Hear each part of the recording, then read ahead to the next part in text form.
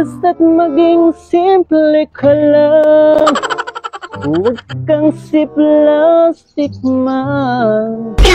Kahit ano at sino ka pa, kung natural ay okay ka.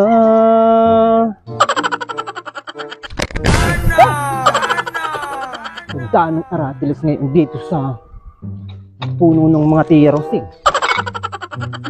Wow! Yamain na mamain at matamis. Kumaring Angie, saan ka galing? Nagano ka diyan? Ay, Lenny Rose, bakit? Saan ka galing? Ay, wala naman. Ako'y ba'y dilaang sa ilalim at ako'y napadaan. Pati nangangati at ako'y galing dito sa sukalan. Ang ibig kong sabihin, kumarites. Ay, anong sasabihin mo pala? Nalimutan ko. Ay, kumarites. Ako'y may ibibida sa iyo. Kumarites? Yan palang siya.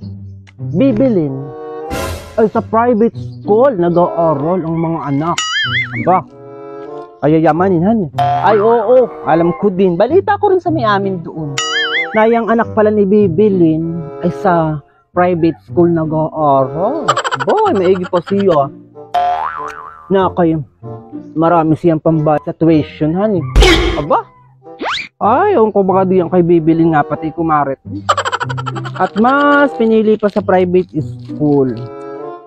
Ay, ganiun din naman. Mahihirapan ka lang kapulungin ng mga bata.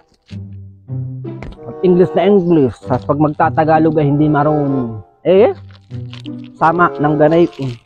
Pagkakaalam ko pati kumaritis, ay iyong tatlong anak niya ay parehas mga spoken dollar at mga hindi nagtatagalog, English speaking. Aba, ay hirap na yung kausap, honey. Baka pag nakita ko yung mga bata ay sa halip na pansinin ko, ay iwasan ko na lang at baka dumugo ang aking tahinga. Sa pakikipag-usap doon sa mga batang anak ni Bibilin. Iyan namang si Bibilin, kumaritis. Ay, pinili pang pag-aralin yung kanyang mga anak ay sa private school. Ay siya naman ay hindi kasi nung marunong mag-English. At nung nakaraan, narinig ko yung mag-iinang iyan dumaan doon sa may amin. Ay, English ang English son. Aba. Ay, ang English naman yan si Kumaring Bibilin ay ang putol-putol. At pa kayong, ay, hindi mo maiintindihan pag ikaw nakarinig, ikaw mapapa, ha? Nalaang. Sabi ba ganung anak eh? Mommy, I'm hungry. Aba, ay sabi nung ina, alam mo kung anong sabi, kumarites. Go the far away.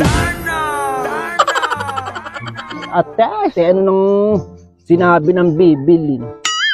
Ang alam ko na sinasabi nung anak ay natatain na daw siya, kaya hungry. Di ba go?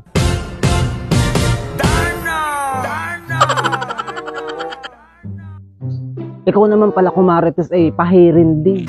Hindi ka rin naman pala marunong umintindi nga talaga ng English masyado. Ang sinasabi nung anak na hungry ay gutom na daw. Ano go naman at? Natatain naman ang sinasabi mo. Para ka naman. Ulag ka. Aba? Ay naman ka na. At uha ako marites, tingnan mo nga.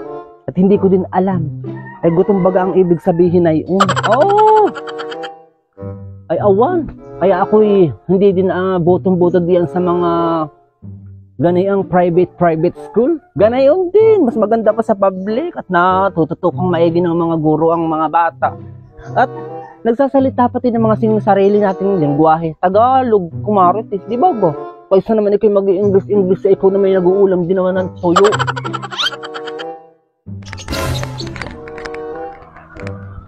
Oh, Rapunzel, let's go na!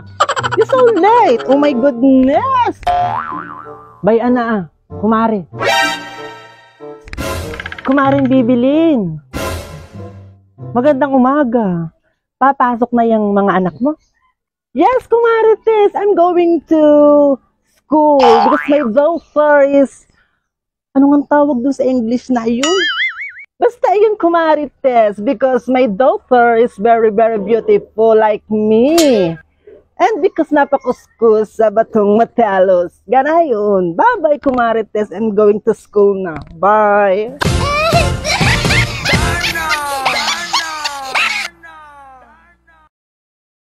English speaking nga, Kumarites.